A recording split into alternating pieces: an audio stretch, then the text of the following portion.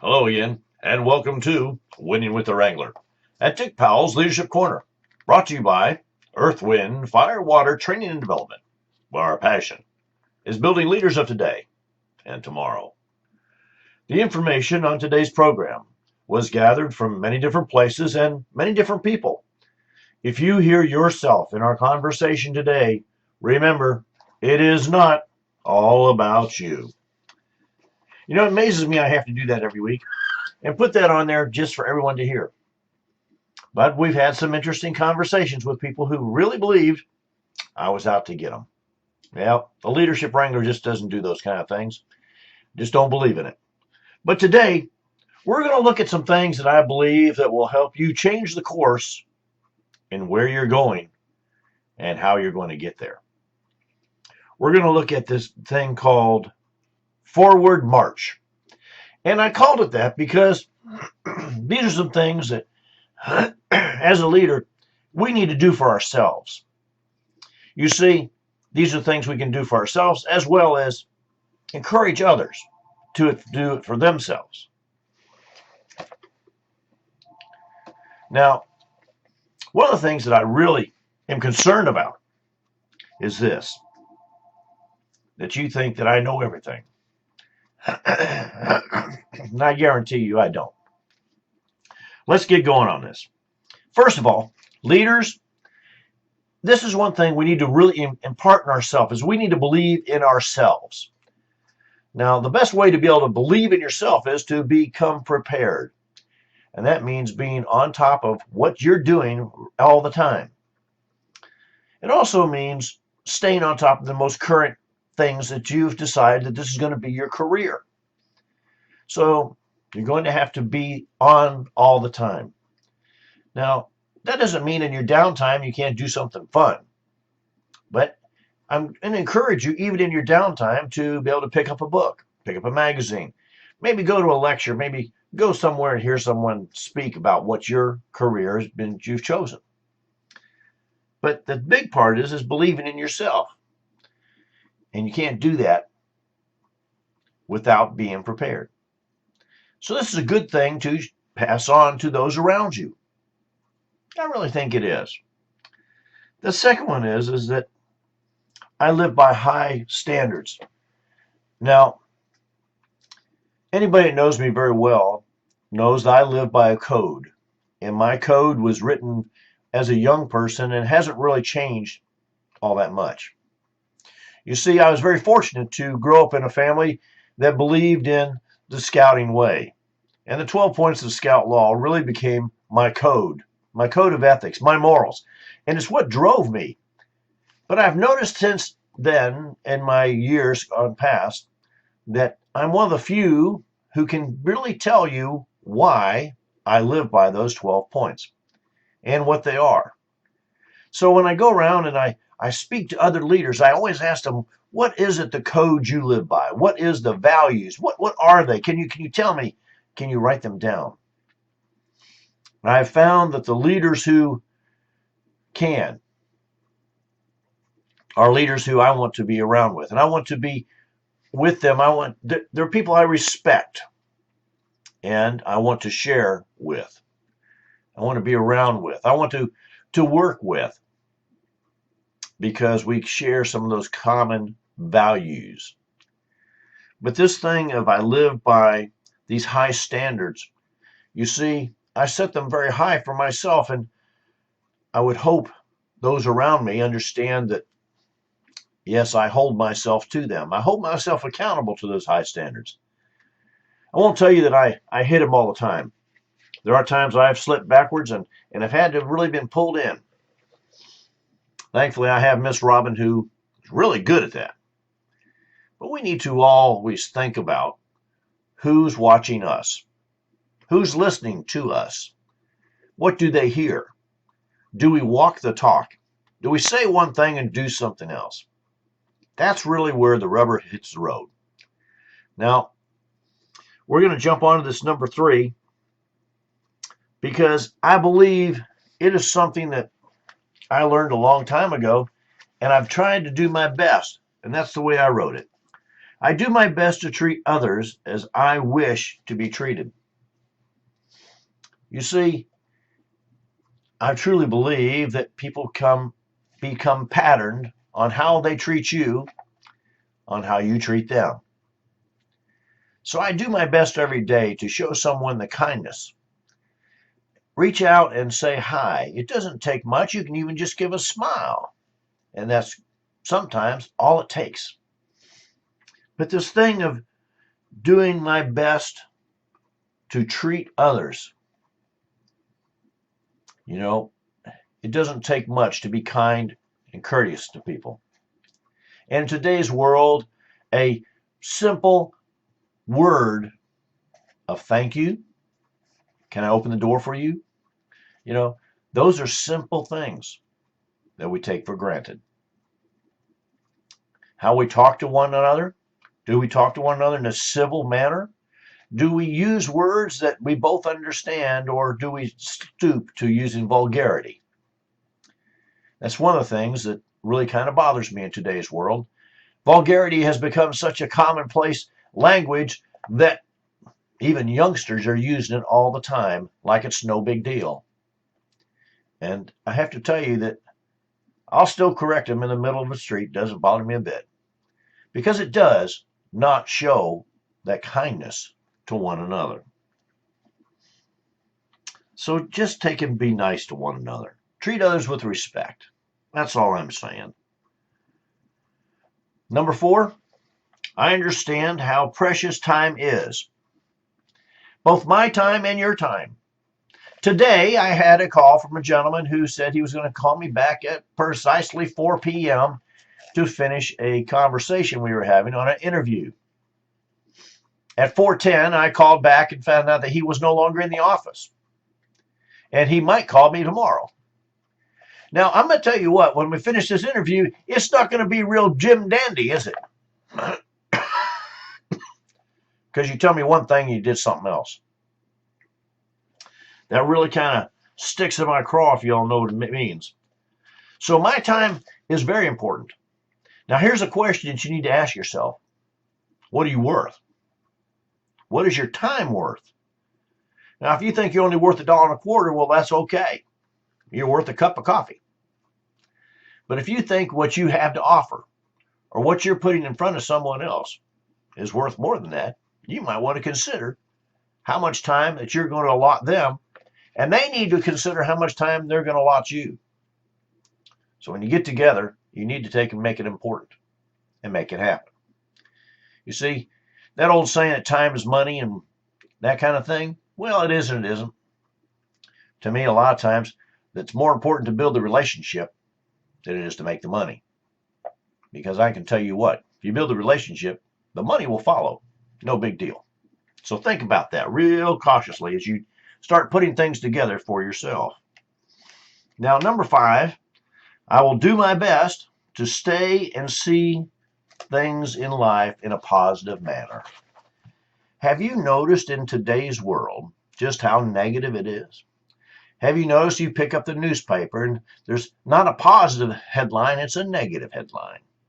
You turn on the news and they wait until the last 2.5 minutes to put the positive thing for the day on. Now, they do that because they want you to send you off with a good note that you'll turn back in tomorrow. But the other 58 minutes, it's all negative. You see, that is not a good thing. When you look outside your window, do you see the rain coming down and a positive thing that's going to water the grass and make the, flowers turn nice? Or do you look out and see the rain and see it's a terrible thing? Well, too much rain could be terrible. How are you looking at it? What it is, and all you have a choice to either be positive or negative. You see, you make that choice on every time that you speak anywhere, any time that you're heard anywhere, every place you go, from the way you dress to the way you speak. That positive or negative is there in front of you, sometimes even before you get to open your mouth. Now, I want to also go on and share with you this other piece. Okay? I trust my intuition. Now, in my world, I would say that I trust my gut. In order to do that, though, you have to have some experiences in your life, both good and bad, to know when things are true and not true. And the other thing about that is you need to know and how to be prepared. You see, every day you have choices to make and decisions to make. Now, as you do that, some will be good and some maybe not so good, but in order to make them, you're going to have to prepare yourself with answering the question before it happens. It was a really good game to play with our young people when we would sit around the dining room table. We'd say, what would happen if you had this happen in your life? And being prepared means being able to answer those questions before they happen, because they will. You'll get a flat tire. You'll run out of gas. You'll forget to take and fill up the food blocker. Something will happen. It'll happen because life is all about things that happen. But really, as leaders, it's how we handle it that makes the difference. You see, when you get that flat tire, did you make sure that you had a spare? Was it full of air? Did you check it before you left? You see, there's things about being prepared that really check off the list as to make things you can make better decisions, better choices. And in our life today, those are big things that we need to constantly put time and thought into. So get some questions. See if you can answer them before they happen. Tell you what happens when your dishwasher breaks? Did you save enough money? Did you put some away? Little things. It's going to happen, I guarantee it. Now, this next one, though, is really more important. Not that they're not all important, but this one really ranks high up there. You see, I speak up when I see something wrong that's being committed. Speaking up is a dangerous proposition in our life today. Sometimes I believe we're so afraid of speaking up that someone's going to shoot us, or someone's going to badmouth us, or go onto Facebook or Twitter or some other thing and lay down some words that are going to hurt us and are awful hard to scrub off. But standing for what's right is never the wrong thing to do.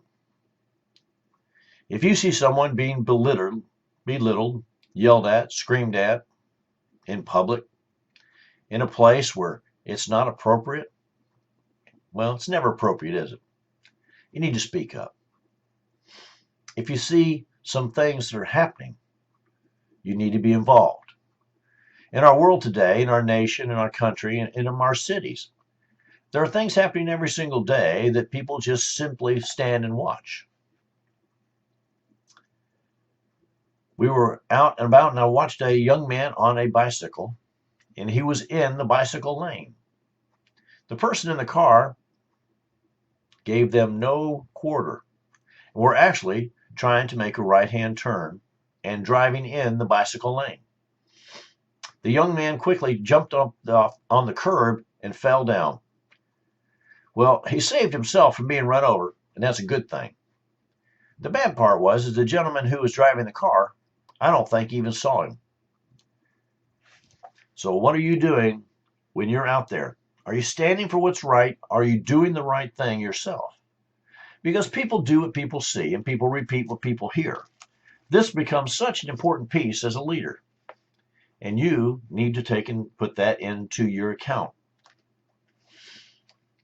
Now, oh man, this one I believe is something we need to all work on. With political correctness happening today, I want to say this quite frankly. I am tough enough to endure the hard times of my life. Those hard times, they happen. Your job comes to an end. A relationship comes to an end. maybe a child is lost. You see, those hard times happen. That's life. But it's how we handle them. It's how people see us handle them.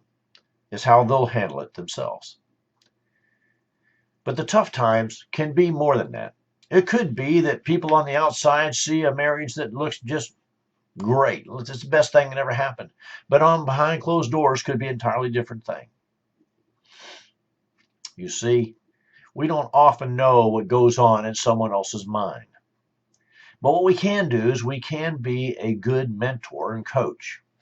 And we can show that this toughness is more than being a bully and beating someone up. It's not that. It's a toughness of mind over matter.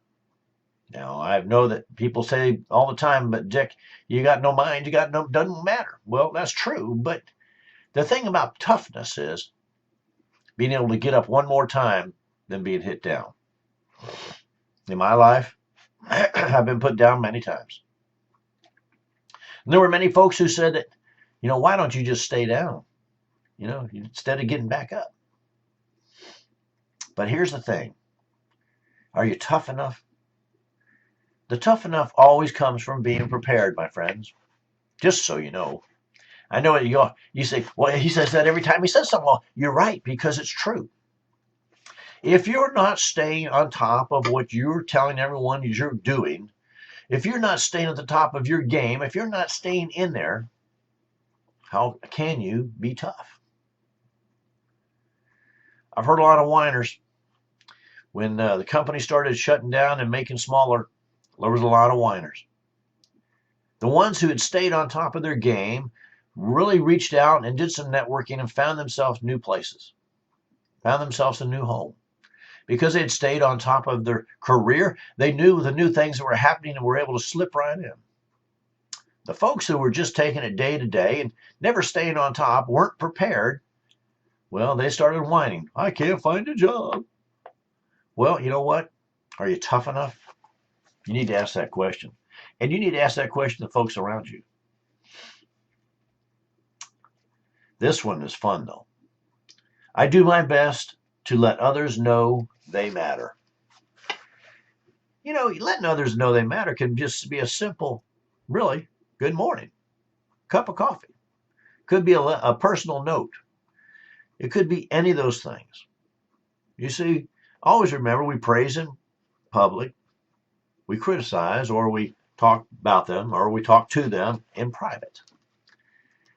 Make sure that you're always looking for the good in everyone. If you're looking for the good in everyone, I'll tell you what, I guarantee that you will find it.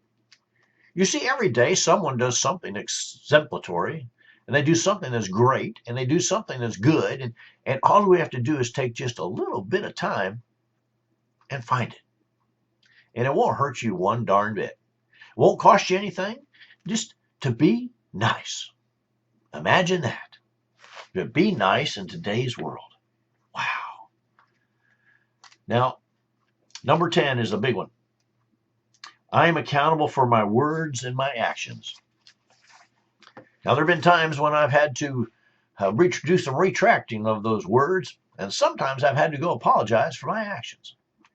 But if you're not accountable for it, if it's always somebody else's fault, if someone else started it, I'll tell you what, those are just excuses. And excuses are just that. They're excuses. They don't go very far, and they don't mean very much. Be accountable. If a word slips out, apologize. If it's an action that you did, make sure you make it right. Because people do what people see. And as leaders, we're always being watched. But they're patterning what they're going to do after what you're doing. They're going to pattern their speech after yours. If you use vulgarity on every other word, they're going to speak that way. It's just common knowledge that these things happen. Unfortunately, in today's world, it seems like the civility of that speech, that word, and actions, people feel they can say and just do anything and then say, well, somebody else started it, somebody else did it. And they've tried to blame it on other people. Now, leaders, That's just not the way we live. So we need to put it forth and make sure that we're not doing that. Be accountable for yourself, for your words and your actions. Now, this one's been a little hard for me. I'm going to be honest and true. I do my best to forgive those who have hurt me. In my life, people have done some things to me that still, when I think about them, hurt. I've had people accuse me of things and I've never done. But here's the thing. If you want to hold a grudge, well, you're the one that's hurting, not them. You see, my good friend tells me all the time, if you holding a grudge is like you taking the poison expecting them to die. It's you who's going to put the time and wasted time into it. Let it go. Forgive them. Maybe they misunderstood. Have you gone and talked to them about it? Have you really put the time in to build the bridge? Is it something they misunderstood and then repeated? Oftentimes, that's how it happens. But we need to make sure that we forgive and move on. But do your darndest not to do it again. But people who hurt me, I found in the long run that when I held that grudge, it only hurt me. It never hurt them. I want you to think about that a little bit. Now, I do my best to make a difference every day. Leaders, think about that. What are you doing every day to make a difference in your life, in someone else's life, in those around you that work with you lives? What are you doing every day? Today I went to a meeting and listened to a young man stand and speak in front of a group, and afterwards he asked me, he said, "Hey, Dick, how'd I do?" I said, "Well, I'll talk to you about it later." And he said, "Well, no, tell me." I said, "Well, there's other people around here now. This is not the time or place." So I met him outside, and there was just a few little pointers that he needs to work on. And you know what? If I had done that inside where everyone had heard it, that would not have been a private moment or a good teaching moment. It would have been a moment where everyone would have kind of chimed in and overlooked it and those kind of things. Know where you are and what you're doing. So what's the difference you're making every day? What is it? I mean, I want you to really sit down and think about it. What difference did I make in someone's world today? What difference did I make in my own world today? What difference will I make tomorrow? As leaders, I think sometimes we need to be thinking about tomorrow just as much as today when we're doing this thought process of what did I do to make a difference? This last one on this list, when I was putting this all together, I was talking to a friend of mine out in Colorado, and he asked me a question. He said, "Dick, do you ever sit down and think about the things in the past? Do you regret anything in your life?" And I have to tell you, I don't regret a darn thing. Now, there might be some things I'd go back and change if I could, but I don't regret what I've done. And the reason for that is that the things that didn't come out quite right, I learned from them. And I put them into my repertoire of things I would never want to do again, or things I need to do again. But do I regret anything? No, I really don't. And having no regrets, I believe, is a good way to go to sleep at night. Face yourself in the mirror in the morning. Having regrets are just something that keeps you up. You see, once you've done them, you can't do anything about it then. Now, if it's something you need to repair, someone you need to speak to and build a bridge, you can do those things, but you never can really take those things back. Once they come out of your mouth, they're there. Once you write them down, they're there for a long time. And in today's world, we find people writing things on emails, They never go away. They put them on Facebook. They never go away. They go on to LinkedIn and all those other fine places. They don't go away. Even on this broadcast, I have to tell you that it gets recorded and someone could find it someplace. And I always have to be very careful because you remember at the beginning, I read that little disclaimer about we gather information from many different places, many different people. That's why. Do I have any regrets of what we put on air? No. Because my total option in life is to help leaders learn and leaders share and leaders build more leaders. That is my entire piece that we work with here. It's in such a great need in today's world today. I'm going to go back over these, just kind of skim them over just so if you didn't write them down or you didn't catch one, you can catch it. For the first one, we had what? I believe in myself. Think how important that is in today's world. Read the headlines if you don't think that people don't struggle with that. If you need help, get it. Find a coach or mentor. Give us a call here at Earth, Wind, Fire, Water Training Development. And let's get going on it. I live by high standards. If you don't know what your standards are, you don't know what your values are, by golly, spend some time and get it. Write them down. Share them with others.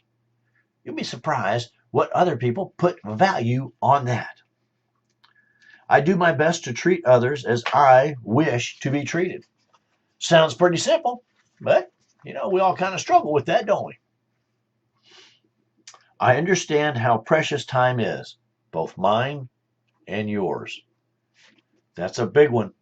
In today's time when we always say, I'm too busy, ask yourself the question, am I busy or am I productive? I do my best to stay and see the positive side of life. You know what? The grass always is greener on the other side of the fence, unless you put water on your side. Think about that. I trust my intuition. Trust your gut. In order to do that, get prepared. Make sure you know where you're at and where you're going. I speak up when I see a wrong being committed. You need to stand strong, stand for what's right, stay within your values and morals. But by golly, just don't stand around and be quiet. I am tough enough to endure the hard times in my life. Tough enough really is an interesting word. I found an old cowboy who used that word tough enough.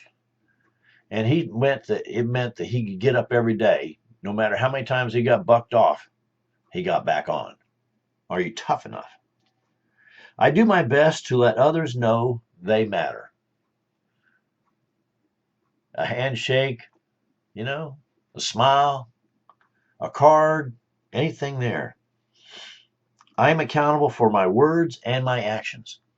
Now, I really want you to spend time on that one because you know what? We live by our words and we die by them.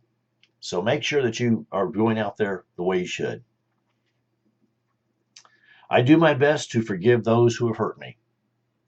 I know it's hard, but we all need to learn to do that. I do my best to make a difference every day, both in myself and all those around me. And the last one, I have no regrets. This has been an interesting topic today because it was brought to me by one of my friends. And I wanted to share it with you as leaders to leaders. Now, I see our time is running short, and on behalf of myself, Dick Powell, and the whole Leadership Corner team, I do want to say thank you for being a part of today's program. Our hope is that you have received a nugget of wisdom and guidance that will help you build your leadership ability. And if you have any questions or comments on today's program, don't hesitate. Give us a call, 727-422-1833. You send me an email, dick@ewfw.org. Go to the website, spend some time, look around. Go to www.ewfw.org. There's a little place you can send me a note there. Now, here's what I want you to do, though. After you spend some time today thinking about what we've talked about, I would really love to see you send me an email and tell me what you thought about today's program. Please go to dick@ewfw.org, send me an email, tell me what you liked. And if you disagree with some, that's okay too. But until next time, DW the Wrangler saying, ride hard, ride fast.